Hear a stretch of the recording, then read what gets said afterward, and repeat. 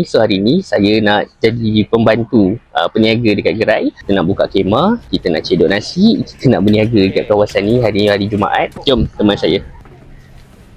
So, kita orang beroperasi pada setiap hari Jumaat di Masjid Bukit Jelutong. Antara menu yang kami sediakan adalah nasi biryani mutton shank. Kita ada kambing biryani, kita ada daging biryani, kita juga ada ayam masak merah dan juga ayam biryani. Semuanya didatangkan dengan acar dan juga papadam. Memang ramai orang yang akan datang makan dekat sini dan nak bungkus pun boleh. So hari ni saya nak cuba set nasi dan ayam biryani hari ni. Tambah sikit kuah ayam masak merah, campur dengan acar dengan papadam. Jom kita try sama-sama. Jom.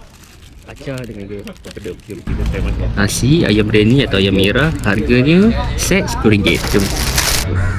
Jom. Alhamdulillah, memang sedap sangat nasi biryani ni. By the way, dekat sini ada macam-macam gerai lagi. Jemput datang setiap hari Jumaat di Masjid Bukit Jelutong. Baik, Assalamualaikum.